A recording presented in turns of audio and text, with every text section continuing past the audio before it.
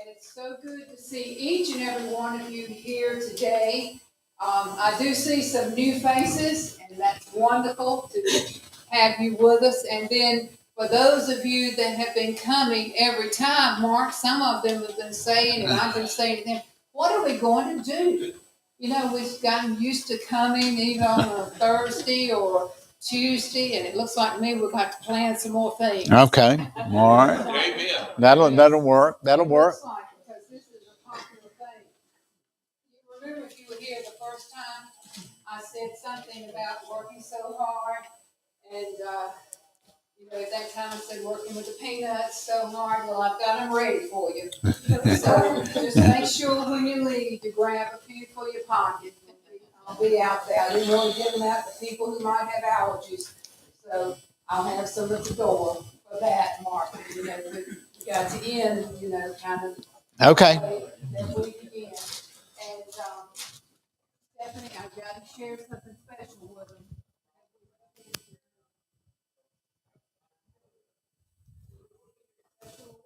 This morning from the Chamber of Commerce. We have the Chamber of Commerce Spotlight Award. And and we did a little interview and took some pictures and so forth.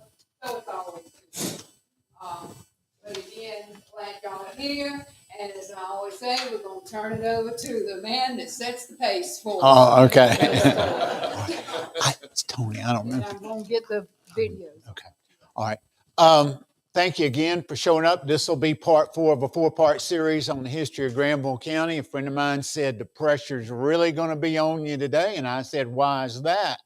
And they said, well, every one of the members of your audience today lived through at least part of what I'm going to talk about today. So y'all will keep me on my toes if I said something wrong in the previous ones, there were people weren't around to correct me. But let me first say that, did everyone get a timeline for today's program? Okay. If for some reason you didn't get any from previous programs, I've got some here today. At the end of today's program, if you would just come up here and I'll be glad to give you copies of any ones that you might have missed, or if you had any interest in some of the previous timelines. Today, we're obviously going to talk about recent history. I did not change it on my screen, so you can see that the last time I did this program was in 2019. Of course, we're up to 2023, and some significant events have happened in the last 4 years, which I'll talk a little bit about. Today, we're going to cover the time period from the end of the Great Depression, specifically December the 7th, 1941 to the present day. That is the date of Pearl Harbor. Sometimes it's really astonishing to me to think that a third of the history of our country has occurred since the bombing of Pearl Harbor. We are further away today, right now, we are further away from Pearl Harbor than Pearl Harbor was from Appomattox. And it's just interesting to stop a moment and think about that. Of course, with the bombing of Pearl Harbor, the United States' direct participation in the Second World War began. Last time I talked, we were at the end of the Great Depression. The Great Depression was a very traumatic event, probably the 2 most traumatic events in the history of our nation, at least in broad-ranging terms, were World War II, with the American Civil War and the Great Depression, I would say, and the number of people that affected. In Granville County in 1938, the unemployment rate was about 25%. Many people had gone back to the farms. The poverty rate for Granville County was in excess of 50%. Incidentally, just for point of comparison today, the poverty rate in 2020 was 12.4%. The poverty rate defined as the income of a single person being less than $12,500 a year.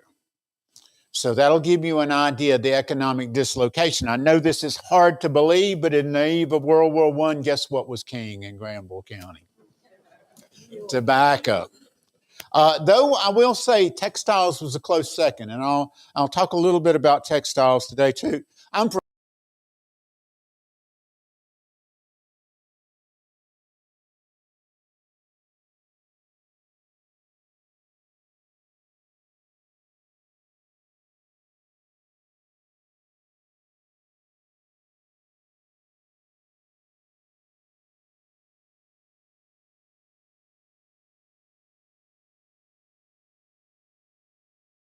off of textiles. Oxford was a little different. Oxford was a tobacco town. The tobacco warehouses, the tobacco market.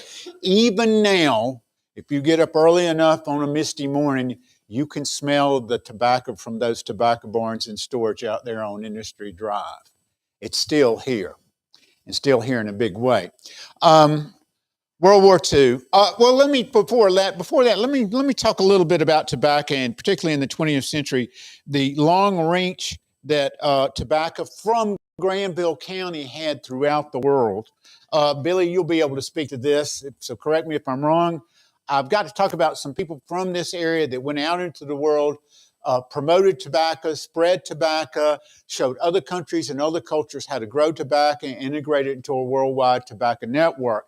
Of course, two brothers from Stovall. This would be William T. Gregory and Francis Gregory. They moved to Canada. They basically, in a nutshell, set up the tobacco industry in Canada. Both of my grandfathers, back in the 40s, and my granddaddy, staying back until the 1970s, would leave here and go to work in tobacco in Canada. Anybody have parents or relatives that did that? Yeah, I'm not surprised. I'm not surprised to see that. Interestingly enough, the part of Ontario, part of Canada they went to is very conducive to growing tobacco. It's actually further south, almost in on a latitude with New York City. You think of Canada as being up there and old and cold and all the rest of that. But they promoted they worked for BAT. Incidentally, I want to mention W.T. Gregory was the first North Carolinian to participate in World War I. He had become a Canadian citizen by this point, even though he was from Granville County. And when World War I began, of course, Canada being part of the British Empire, they immediately declared war on Australia, Hungary, and Germany. And he volunteered at the very beginning of the war in July of 1914. I want to mention William A. Adams, W.A. Adams. He's buried in Kittrell, North Carolina.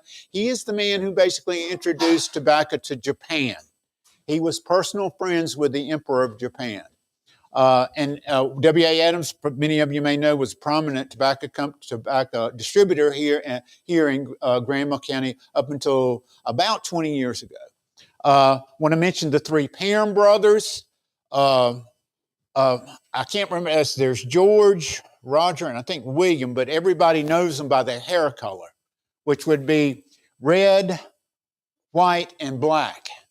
That was their actual name: Black Parham, Red Parham, White Parham. Of course, by the time this picture was taken, I think all of their hair that they had left they were all whites. But they were responsible for the introduction of tobacco, the tobacco and growing tobacco in Africa, specifically Rhodesia, what today is known as Zimbabwe. And so I just want to point, these people were all from Granville County. And again, as a common theme that you'll hear me throughout this series is, I always want to mention that Granville County what people from Granville County had an impact beyond Granville County on a statewide level, on a national level, and on a world level. Back to World War II. There were about 4,000 men and women from Granville County that participated and served in the Second World War, 4 years of service, mostly. Out of that number, at least 48 gave their lives from Granville County. It's very difficult to come up with an exact figure for the number of people from Granville County that participated in, were wounded, or were casualties of the Second World War. A classic example would be Hammett Newton. Hammett Newton died in the Second World War. He was born and raised in the Oak Hill community. He had an address. His actual address was Virgilina, Virginia. Even though he lived in Granville County, his address was in Virginia. You'd see something similar today. Folks in Wilton have a Franklinton address. You see that sort of thing. When he was 18 years old, he got married and moved to Henderson, and about 6 months later signed up to join the United States Army and enlisted from Henderson, North Carolina. All right, was he from Virginia? Was he from Granville County? Was he from Vance County? You know, all three places could make a legitimate claim for him. It was also during this time period, the other profound thing that happened to Granville County as a result of the Second World War was, of course, the establishment of Camp Butner. Construction on Camp Butner began in February of 1942. By August, they had built a facility that could accommodate up to 42,000 people. Trivia question: what's the largest city or community that has ever existed in Granville County? It's not Oxford. It's not current Butner and Creedmoor. It was Camp Butner. At one point, 42,000 soldiers were residents there, in addition to approximately 5,500 Italian and German POWs. Now, government can move fast when it wants to. And this is a classic example of it. Construction was begun in February of 1942. By August, it was opened and dedicated, and soldiers were training there. The area was about slightly over 40,000 acres of what's called the Granderson area. Granderson meaning that area where Granville, Durham, and Person come together, Granderson. It was quite a shock to the people that lived there. I've been often asked, why was the choice made to put the camp there? I still haven't got a good reason for it. Part of the reasoning was the land was cheap. The people that lived there did not have a whole lot of political influence, quite frankly. It was not in Durham County. Durham County they wanted the economic benefit of having a large number of soldiers nearby, but they just didn't want them in Durham County.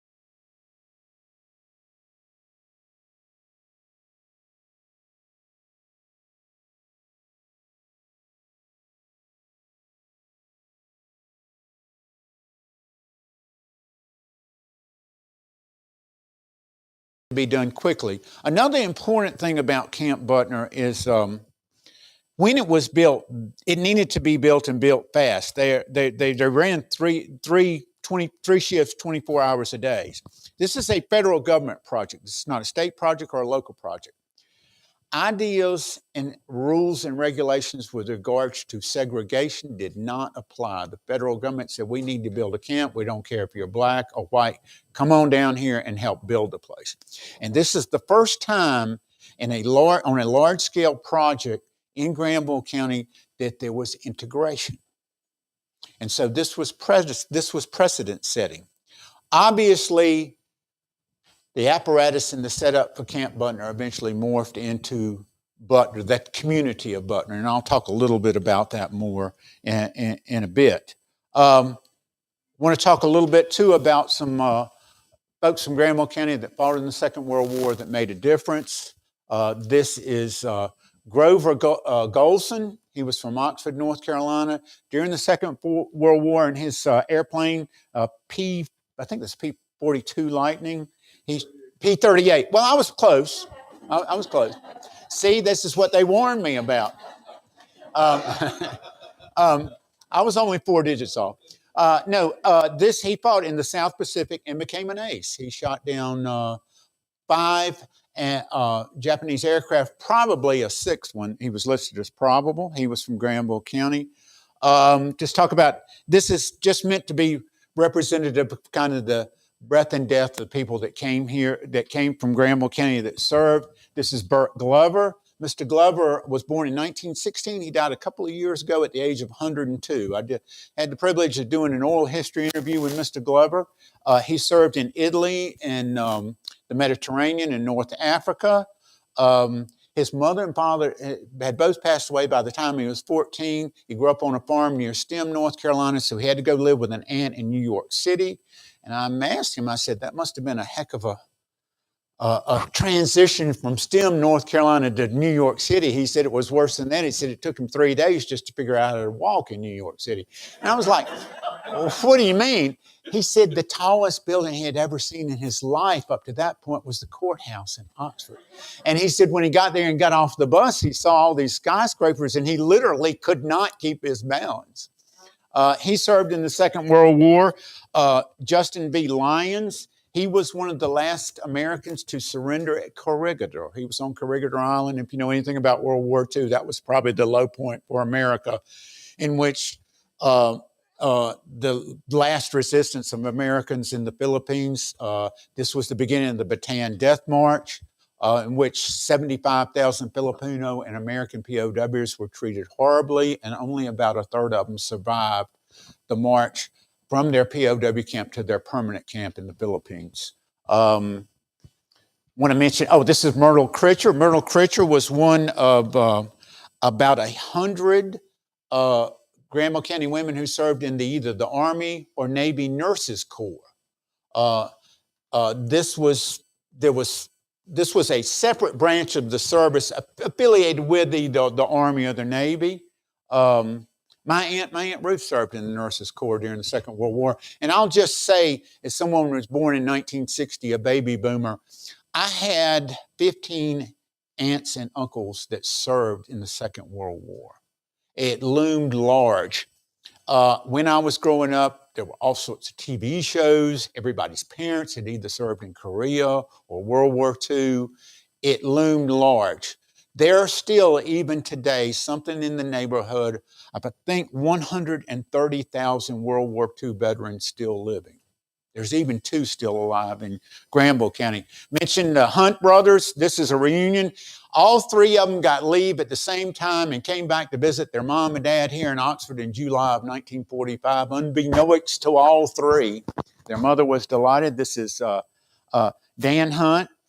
He served as a pharmacist mate in the United States Navy. Bob Hunt, you might remember him. He was the well-loved principal at Wilton School. He was in the I think Merchant Marines, and the other brother, Earl, was in the United States Navy. Got to mention Leonard Buck Peace. Buck Peace served in the United States Army in Guadalcanal. He served in all the battles of the Pacific: Guadalcanal, Espiritu Santos, Tarawa. He was in the United States.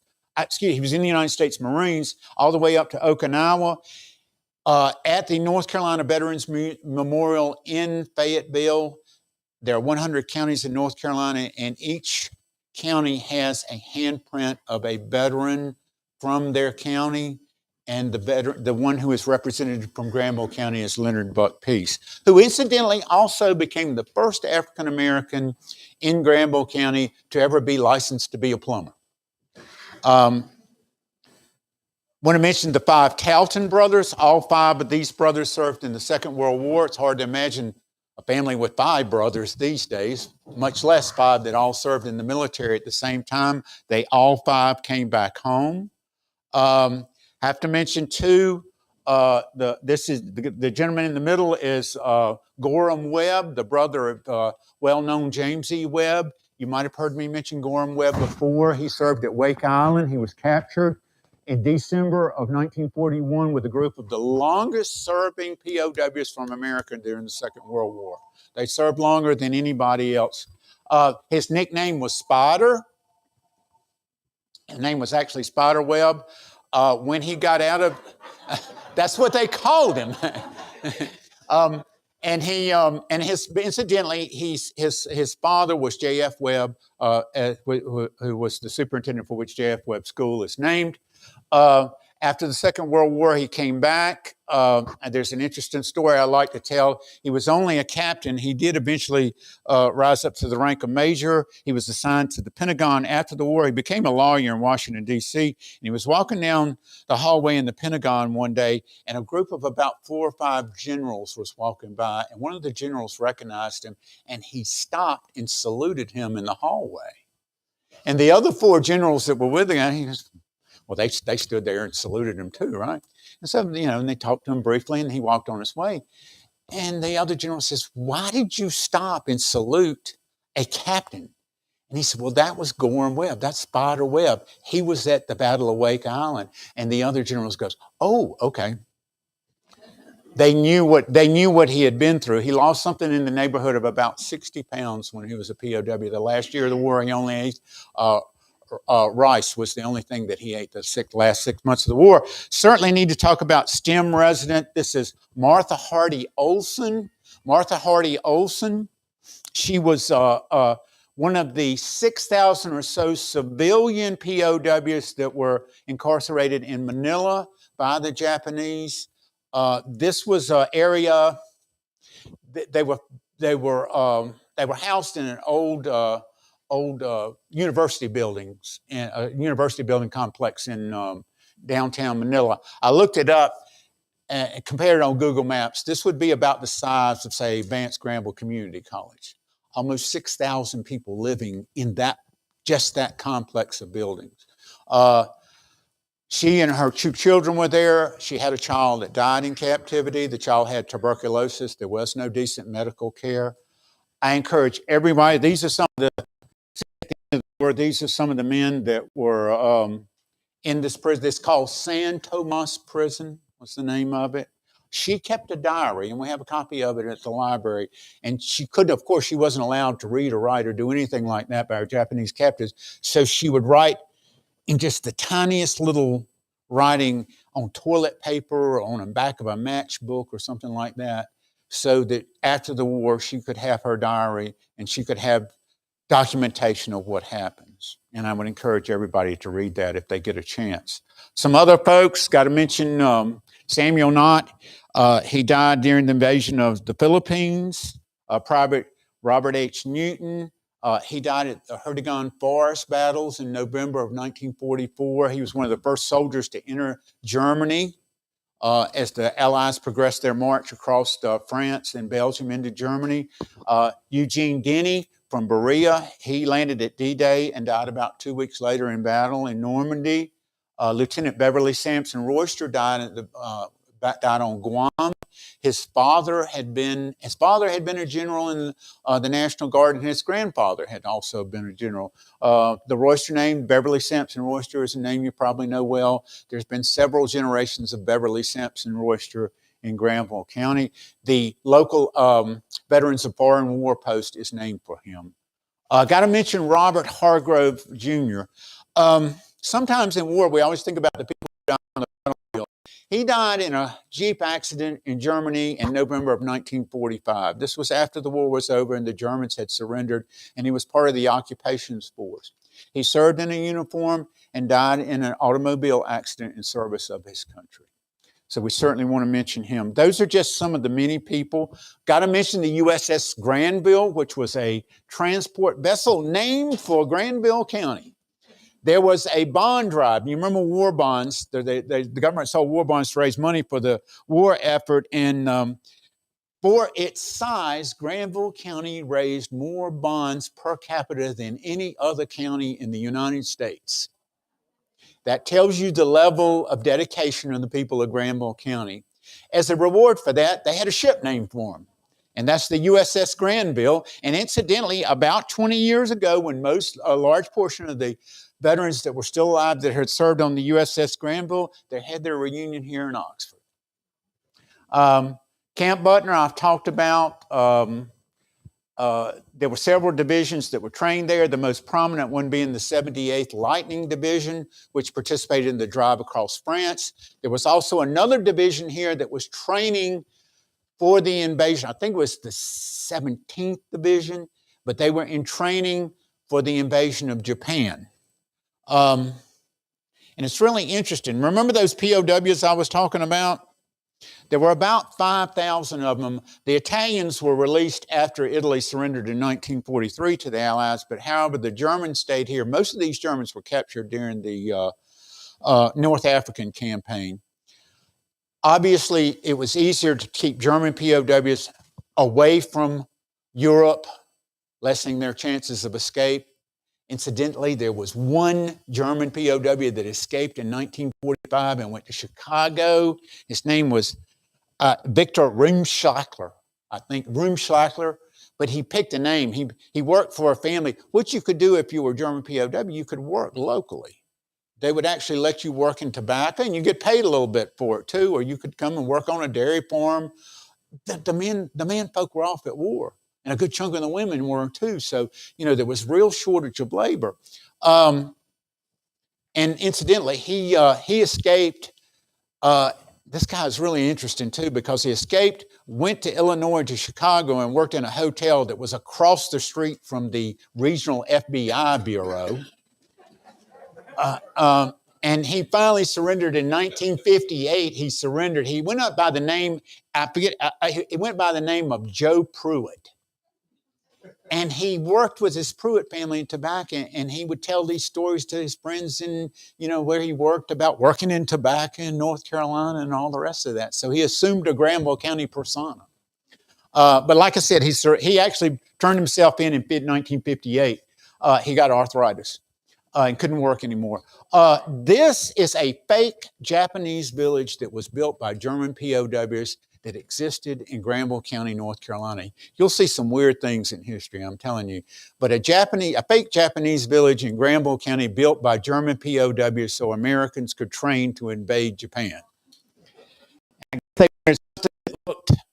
guess that's the great plank wall of Japan or something. I don't, but it's amazing. It was this is one of the German POWs. This is Walter Kemmler. His son actually came through here about 10 years ago from Germany, and he was an artist. And he painted he's the guy that was responsible for designing this village. This is some of his artwork. This is a painting he did of the Butner complex. This was the German POW camp. This was another German soldier. I can't remember his name exactly. He worked in a dairy here in Granville County. And it's really interesting to me that this is a painting.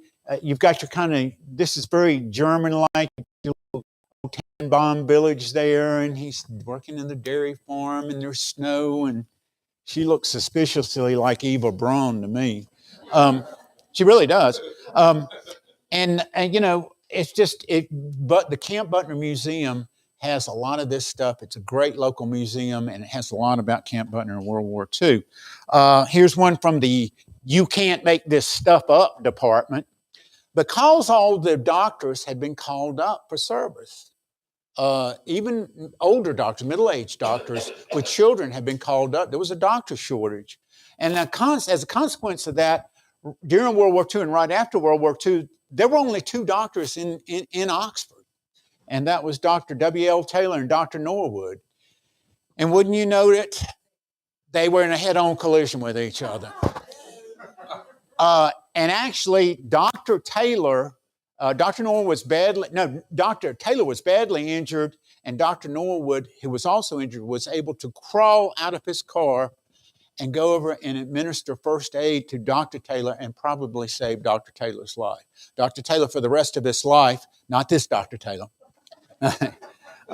Dr. Taylor, for the rest of his life, had mobility issues and actually set his practice up in his house on College Street.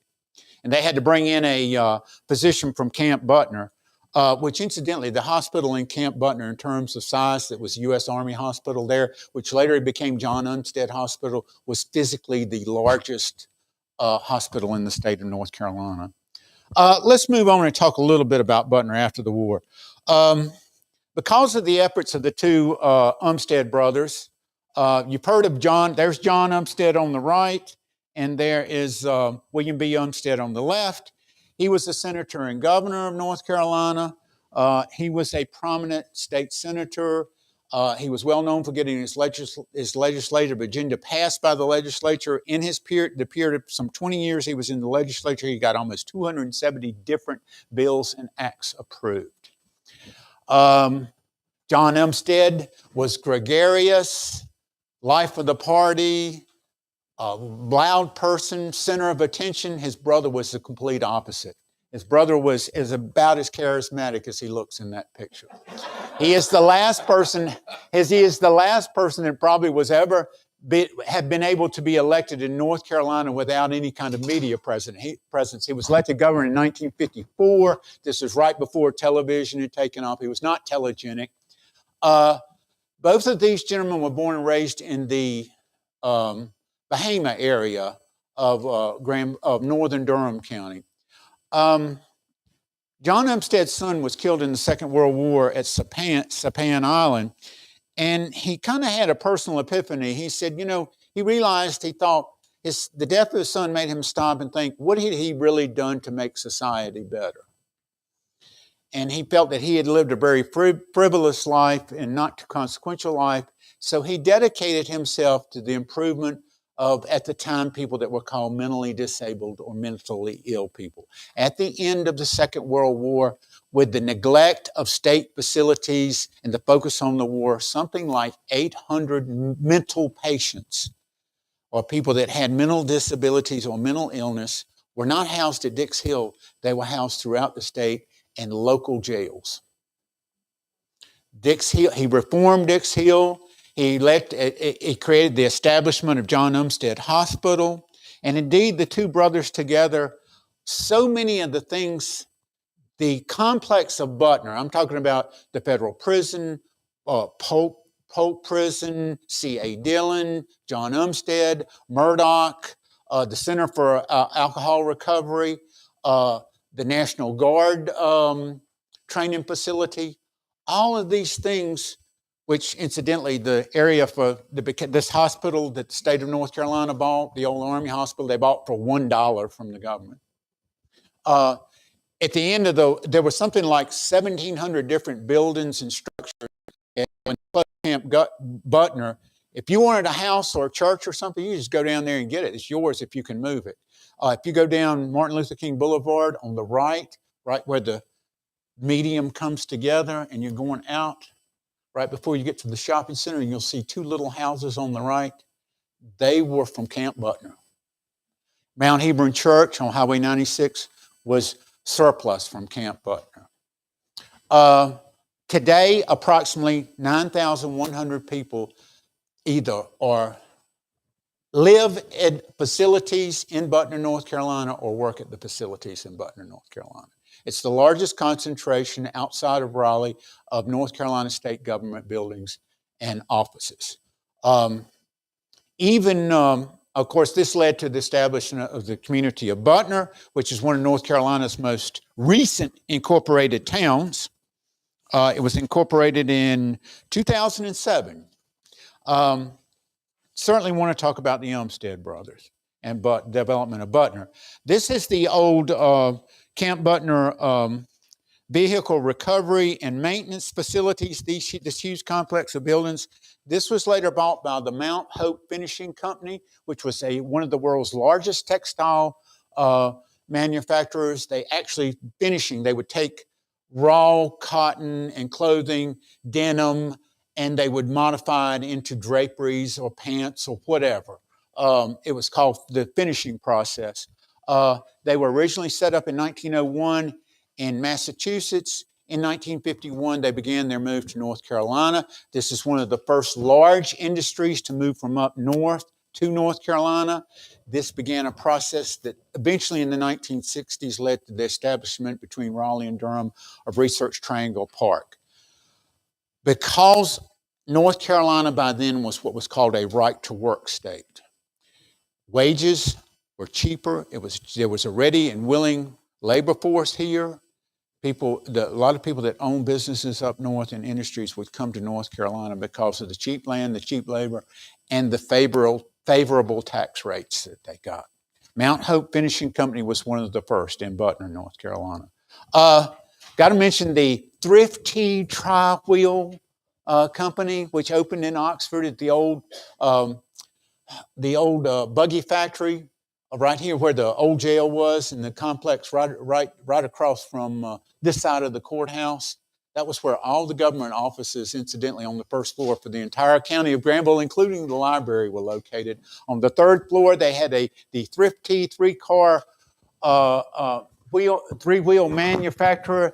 After World War II, the thought was that they would be able to use these. It's not a car, but it's more than a bicycle or a motorcycle. And that in large cities, they would be able to use it. A florist would buy one for delivery. The police would use it. The postman would use it and all the rest of it. Of course, it never took off. but an example of some of the entrepreneurial spirit that existed in Granville County at the time. During the 1950s, tobacco was still big. I have to mention a curiosity about Granville County that I noticed when I first started coming here and doing research. Granville County has the largest number of farm ponds than any county in North Carolina, which is pretty amazing when you consider that there are a lot of counties bigger than Granville County, North Carolina. The city of Oxford bought a bulldozer back in the 50s. Now, everybody practically was involved in tobacco. And there were large periods of drought in the 1950s in this part of North Carolina. And so rather than investing in a lot of irrigation equipment, the big pipes and all the rest of that, and transferring the water along these pipes during periods of droughts to tobacco fields, farms, like if you had a farm, say of 30 acres, you wouldn't build one big farm pond, you would build about 3 or 4 or 5 small ponds. Each tobacco field had their own pond for irrigation purposes. How are you going to do this? Well, the city of Oxford let you rent a bulldozer.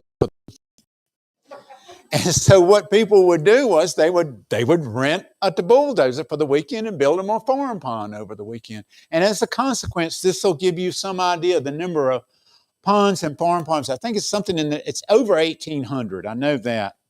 Got to mention water too. Now's a good time to mention water and its significance in the post-World War II era in Granville County. This is Lake Devon, which was built in 1954 as a water surplus supply for the city of Oxford. Prior to that, Oxford had gotten its water from the Carr River, which during this drought period sometimes would become a very unreliable source of drinking water. As you well know, after about 1976, Oxford tapped in with the Carr Lake Regional Water System. This lake was named for Judge William A. Devon. I got to tell you a quick William Devon story. He was a very prominent judge from Granville County. He was born in, I think, 1876 and lived until the 1950s. He became an associate member of the North Carolina Supreme Court. Very well known back in the day. In the early part of the century, he was presiding over a murder case. Everybody knew the man had committed the murder. They knew he was guilty, but they could not prove it. And so Judge Devon said, look, I'm releasing the guy. The court dismissed. I cannot prove that this man committed this murder, even though everyone knows that he did. Fast forward a couple of years. Judge Devon is riding the judges' circuit. He's heading from Oxford to Roxborough. He's crossing the river around Berea. And like a lot of people, he said, well, I guess just the water doesn't look that bad. I can get on across it. And he got out in the middle of it in his buggy. And the next thing you know, he's getting swept away. And his buggy's swept away. And the horse is swept away. And he's holding, and somebody throws him a rope and pulls him out. And wouldn't you know it was the very guy who he had released. And the guy says, and he said, I can't believe you did this for me. He said, look, you saved my life. I'm going to return the favor. And it just kind of an interesting story. Some things come around sometimes, don't they? Certainly got to mention Carr Lake. Carr Lake was dedicated in 1954. It was named, the dam itself was named for Congressman John H. Carr from Warren, North Carolina. The actual reservoir was built on in front of Bugs Island. As many of you know, there's this debate to this very day. People in Virginia will call it Bugs Island. It's mandated by Virginia state law that if a state organization of Virginia puts up a road sign or anything, by law it's supposed to be called Bugs Island. In North Carolina, of course, it was named for John H. Carr. Some quick facts on Carr Lake. Carr Lake, when it was built, was the largest reservoir east of the Mississippi, a man-made reservoir. In terms not necessarily of size, at regular capacity, it's about 55,000 acres. When it gets up to 319 level, which is the level above sea level that it'll go over the dam, it gets up to over 100,000 square miles. But it has an incredible volume of water. Its surface area is about equivalent of Lake Mattamuskeet. You can walk across Lake Mattamuskeet. The average depth is only 3 feet. In the main channel of the dam, it's about 90 feet. It was built for specifically for creation of hydroelectric power, specifically for the city of Norfolk. Even more specific than that, it's the alternative power source for the world's largest naval base and the world's largest amphibious base. Of course, I'm talking about the naval base in Norfolk and Little Creek amphibious base. It's also a supplemental, or now it's the main water supply for the city of Virginia Beach. Have to mention this because, again, a small portion of it comes into northern Granville County. Similarly, I got to mention this. I was talking about the water supply earlier. Many of you are familiar with Soul City, which was the planned city that was in eastern Warren County and western Warren County. It's led by a man named Floyd McKissick. Floyd McKissick was a lawyer here in Oxford in the 70s and 80s. He worked with Dr. Martin Luther King as part of the Civil Rights Movement. He was head of the Congress on Racial Equality. And oddly enough, he was a Republican, which you might not associate. There was a time when African Americans were generally associated with the party of Lincoln, the Republican Party. That's certainly not the case today. But Richard Nixon had a tough election in 1968 in which he actually got less than the 50% of the popular vote, but he won in the Electoral College. And he received a large portion of the African American vote, more than most Republicans do when they run on a national level. And quite frankly, as payment for that, he owed Floyd McKissick a favor, and Floyd McKissick said, I want federal money to establish a water system for Carr Lake that will be used for the infrastructure for Soul City. And Nixon said, okay, I can make that happen. And that's why we have the water system that serves Warren County, Vance County, and the northern part of Granville County today. And I'm going to say this, but I can't resist a bad pun. When I grew up in that time period in Vance County, the statement was, behind every water gate, there was a mill house. And never was that true when they turned the tap of the water system for the Carr Lake water system. Similarly, in the southern part of the county, the watershed for Falls Lake fell within portions of Granville County.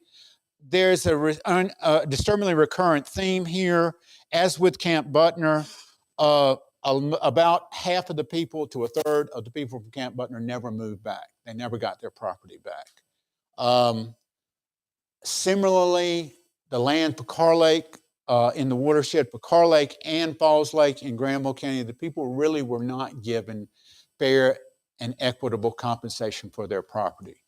The average, I've seen price per acre on when the Corps bought land in the 1940s for the establishment of Carr Lake, I've seen it as low as $47 an acre, which even extrapolated into 2023 prices, you'd only be talking about $400 or $500 per acre. Korean War. Granville County participates in the Korean War. 7 people from Granville County gave their lives in the Korean War. 13 gave their lives in the Vietnam War. I mentioned Lieutenant Gerald W. Knott, whose cousin was killed in World War II. He was a jet pilot and was shot down. As it turned out later on, and found out many years later, he was shot down by a Soviet jet pilot who was flying for the North Koreans. Got him plugged in the library, of course. Give kudos to Granville County for being the first county in the southeastern United States that appropriated county funds for the establishment of a library. The original library was opened in 1937. The location that we're at now was opened in 1965. There was an agreement between his wife was Nina Cooper. Her sister was Sophronia Cooper, that used to be librarian. I want to mention Richard H. Thornton. He was a book publisher he had worked in Massachusetts. He befriended a young partner, Robert Frost, and as Robert Frost's career moved along, Richard H. Thornton's career moved along. And this is a picture of Robert Frost's visit to Oxford, North Carolina. This was taken in a house on Pinecone Drive in the early 1960s. When it came time they needed a new library here in Granville County. Richard H. Thornton said, whatever Granville County raises, I'll match. Granville County raised about $75,000 for a new library, so he matched it with another $75,000, and they built a new library in 1965 for $150,000. Point of comparison, when we redid the library in 2009, it cost $6.5 million. One interesting thing about this, I mentioned Maud Lassiter. She was the librarian at the Granville Street Library. There was a separate library that opened in 1942 on Granville Street. This, of course, was during the days of segregation. When the new library was built in 1965, it was integrated. Which brings me to another important point, and probably, got to mention my friend, Francis B. Hayes. He was born in 1859, died 1866, died in 1959. He was a local historian. He's the man who, basically he started the job I have. He was the local historian. He kept a series of scrapbooks of 150 pages on all sorts of topics that he donated to the library in his will. He was born right after the Civil War and lived on up until 1959, lived at the Hotel Oxford on Hillsborough Street. This guy was the most meticulous guy I've ever seen in my life. This is a map he made a map of his room that he lived in. I mean, there's his bed and the suitcases under the bed, see? And this is the trunk under the bed, and this is the bookcase. There's the trunk and the closet and the bathtub. The wall is 15 inches thick. It's 18 and 3/4 feet from here to there. Very, ADD, I guess, or compulsive. But I don't know what the term you would lose, but he was a darn good. Everything he did, he documented. He was a great researcher, I'm telling you. I have to mention him. I also mention A.A. Hicks, who was a lawyer here in town. He and his daughter had worked on a series of books about the history of Granville County, which we have their notes. Some first for Granville County, the first historical marker in the state of North Carolina for John Penn was opened in 1938. First one in the state of North Carolina. First Boy Scout troop in North Carolina was in Stovall, North Carolina. I'm going to tell an A.A. Hicks story real quick. It was one of the doctors, I think it might have been Dr. Norwood. Supposedly the story was Dr. Norwood was friends with A.A. Hicks. A.A. Hicks was an attorney here in town. And Dr. Norwood said, I'm having the biggest problem. Everywhere I go, people want free medical advice. I'll be at a restaurant and somebody will walk up to me and say, can you look at this bowl right here? And, he'd be somewhere and, people, and he said, it's getting to the point where I can't take this, And so A.A. Hicks he said, I'll tell you what you do, doctor. Just tell them what the problem is, give them a cure, and then send them an invoice, mail them an invoice. And that'll end very quickly. And Dr. Norwood said, that's a great idea. I think I'll do that. So the next day he goes to get his mail at the mailbox, and he noticed that there's an invoice from A.A. Hicks, attorney at law, for services rendered. Thought that was kind of interesting. I want to finish up talking about some recent history and some people that recently have made a difference. Mentioned Flora Mann. She was elected in 1958 as the first female register of deeds. She's the first elected female official from Granville County. Thad Stem, some writers of note. You all remember Thad Stem. He wrote 17 books. He was very well known in literary circles. He was from Oxford. Frank Slaughter was from Berea. At the age of 16, he graduated from high school, went to Duke, then known as Trinity College, graduated with a medical degree from Johns Hopkins when he was 20 years old, practiced medicine for 2 years, and then became a writer. He wrote multiple books, something in the neighborhood of about 50 books. He sold 60 million copies. And folks, I'll be honest with you, I've read some of his stuff. It ain't high literature. It has a very soap opera type effect. But he wrote mostly about the medical profession. Sam Reagan was from Berea. He was a Wilt refugee. He left as a young man and went to the Cleveland School area of Johnston County and became North Carolina's poet laureate. Benjamin Chavis was from Granville County. He was head of the NAACP in the 1990s. He was one of the Wilmington 10. He was also involved very much in the civil rights movement here in Granville County. Furby Taylor was the president of University of North Carolina at Chapel Hill. He was from here. Of course, you have to mention James E. Webb, who was head of NASA when they landed men on the moon. Probably more than any other person, he's the person responsible for the successful space program. Have to mention him. Webb High School, named for his father, who was the superintendent of schools. He is the man who consolidated the school system. Not integrated, but consolidated. Closed the little one-room schoolhouses and built a series of schools, Stovall, Berea, Wilton, all over the county. In 1963, Webb High School was built as the consolidated high school for the county. Certainly want to mention some other events of importance that happened. Vance County Technical Institute opened in 1969, known now as Vance Granville Community College. In May of 1949, WOXF, the first radio station here in Granville County, began, signed on to the air. Hampton Moss became the first African American to serve in the Oxford Police Department. A lot of things have happened. In 1970, a very pivotal year in the history of Granville County, that was the year in which Henry D. Dickey Marrow was killed in an argument. Granville County is unusual in that a lot of the protests of the civil rights movements in North Carolina and in the South in the 1960s occurred in 65, 66, 67. Granville County had largely avoided that. They had actually come up with a plan for integrating school systems that was used by the government as a template.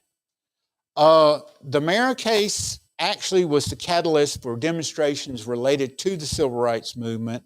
Two people were charged with his murder.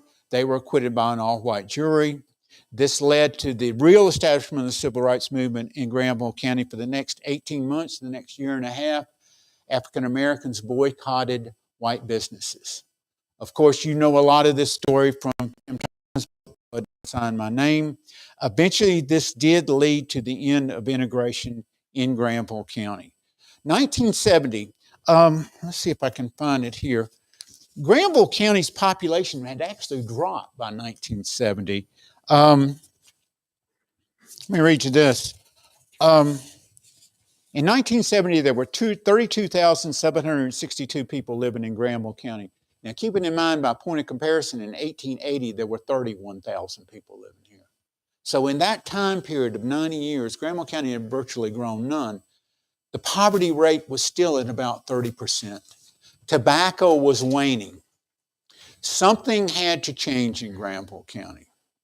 And Granville County did change. Today, we have 61,986 people living in Granville County. The population has almost doubled in the last 50 years. Of course, you know the growth that you've seen here. Interstate 80, things happen, it's always amazing to me in history, things happen that you wouldn't think that would be that significant historically that do make a difference. The interstate highway coming through Oxford, North Carolina, and in Granville County in 1972. Very significant. The opening of the Henderson-Oxford Airport, the creation of Vance Granville Community College. Revlon came here in 1982. They are still, and have been for the last 30 years, the largest employer in Granville County.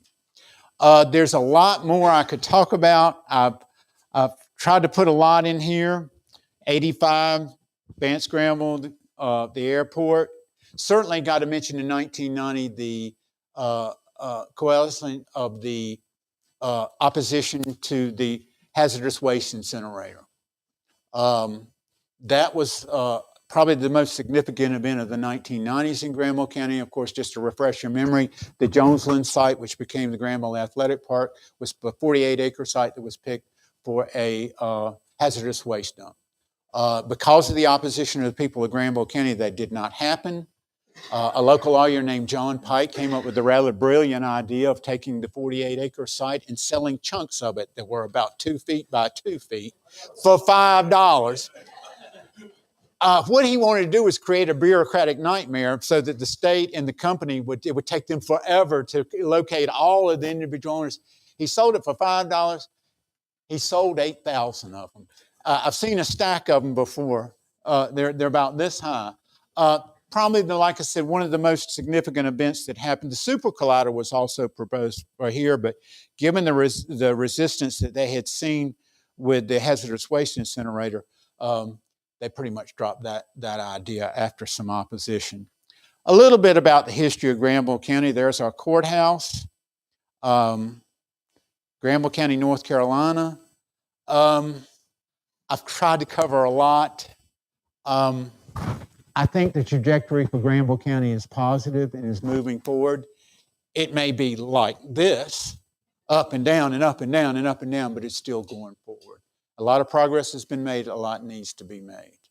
Do y'all have any specific questions you'd like to ask about Granville County history or about the history of Granville County of the last 75 or 80 years? Mark, you hear occasionally about prisoners of war who came to the United States and somehow or other decided to stay. Mm-hmm. Were there any people, significant people, who came here as POWs and did stay? There was some from I went to school with in Vance County. What it is, to be honest with you, if you were a POW, German POW, Italian POW here, you were probably you're probably living better than you were if you were marching with a Wehrmacht, particularly in Russia or somewhere like that. So some did stay. I can't really give you any exact figures on that, but I know some did stay. Interestingly enough, a lot of them, just in the course when you've got 5,000 people living in a place for 3 or 4 years, a lot of them passed away, had disease or whatever, and there was actually a German POW cemetery on the grounds of Camp Butner. They were later relocated to a national POW from gravesite. I think it's in Memphis, actually. But that's the best I can answer on that question. Anybody else? Yeah, Patrice.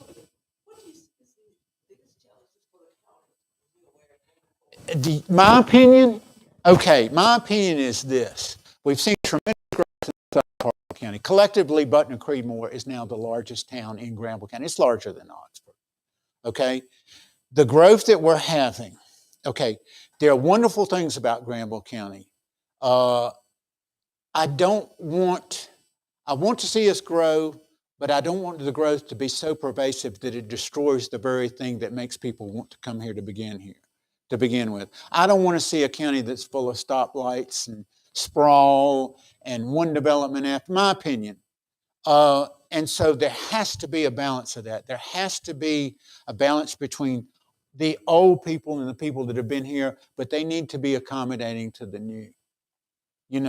I always put up the example, there's Youngsville and there's Franklinton. They're 5 miles from each other. They're 5 miles and 50 years between each other. You go to Youngsville, it's gentrified, it's associated with Raleigh, it's bustling, but practically everybody that lives there is not from there. On the other hand, Franklinton, and I'll be totally honest with you, coming from Henderson, North Carolina, that's what happens if things don't develop. Not that there's some good things going on in Henderson, North Carolina. I don't want to get on the train and knocking on my own hometown there. But there is a difference between Oxford and Henderson. There's a reason why I don't live in Henderson. There's a reason why I live in Oxford. Aside from the other things like education that we were talking about earlier today and things like that. All of us, no. Obviously, elected officials, certainly a local museum that would take the time and effort to have an exhibit that would address that subject, quite frankly. Seriously. Yeah. Repeat what you just said. What? About the museum. I said particularly a local museum that would address that issue, the very issue that we're discussing through the exhibit that they make it available to the public to come and enjoy. Well, it shows that the community and we are aware of what's going on. The transition from rural to suburban to urban, or what even the definition of rural is. I mean, you have this mind when somebody said Granville County is a rural county, and you're thinking tobacco fields and tobacco barns and woods and all the rest. Well, the definition of rural is not exactly what it used to be. It transpires into ideas about what education, per capita income, infrastructure, things like that. They turned down the tobacco industry or the plant that went to Durham. Which one? In the 1870s, 80s, 90s. Well, there was the proposal by the Dukes to have it located here, but I mean they were already in Durham. So I mean I've heard something to that effect before. I don't think it was ever really a possibility. I don't think it was seriously considered, because you have to remember there were lots of little tobacco factories, mom and pop tobacco factories that were all over the county. But obviously Durham and with the Dukes, they had the infrastructure and cigarettes and the apparatus and the whole thing. Ironically, Mark, the best tobacco that Buck Duke had came out of Granville County, Yeah. out of Dutchville Town. That's funny. Yeah, because we had talked about that, because they even the guy from Australia even dug up like 9 tons of dirt and put it on a train and put it on a ship and moved it to Australia and was going to grow tobacco. Can I add one more thing? And it didn't work because there are other factors like climate. Pete Riggs, the old voice of Lucky Strike, that some of you might remember, lived in Anaheim, California, Fullerton, California, and he decided when he was at home once to get several tobacco plants and take them to Fullerton to see if they would grow in California. And he planted them, and they came up and ran along the ground like morning glory plants. Which I'm not surprised, because I think it's the same botanical genus, I think. Tomatoes and all of it. It's just that tobacco has been perfected so much and evolved over the years through human manipulation that it's the difference between Chihuahua and a Doberman Pinscher, I would say. No, you were.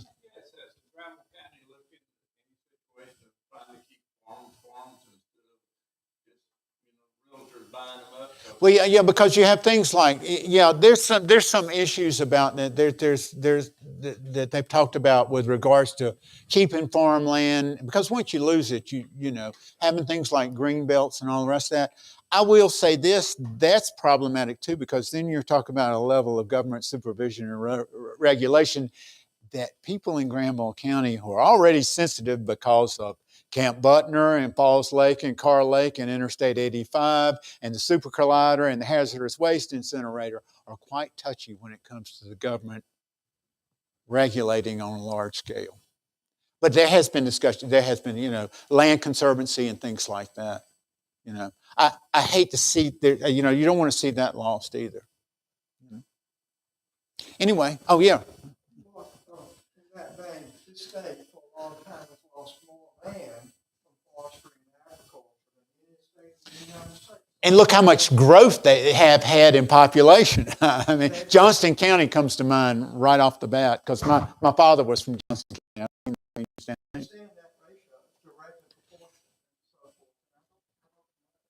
Well, one thing I've noticed about it, it's hard to believe this, but I would like to look at an aerial map from the 1930s or some of the mapping that was done by the Corps of Engineers in the 1940s.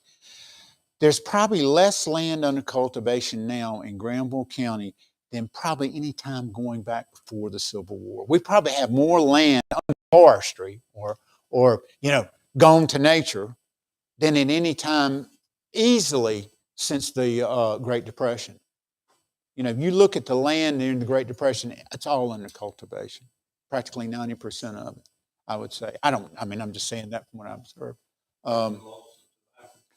Absolutely, yes. The end of the tobacco price program, support program, about 20 years ago, it's 2004, it's no longer viable to keep that land under cultivation. Just let it grow up in the woods. You can plant pines and get more money off of it that way, And it also, as Billy will address too, it kind of destroyed the tobacco culture, that whole generational kind of the farming and the family and all the rest of it. How many tobacco farmers are there in Granville County now? About 10?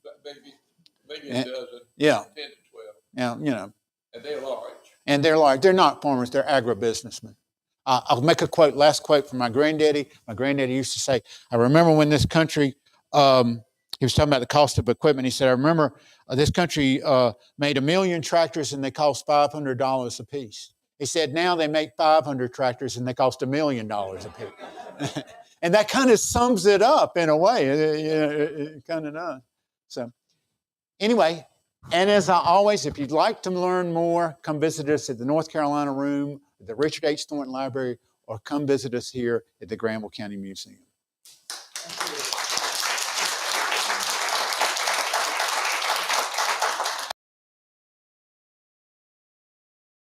Timelines from the previous programs, just meet with me after.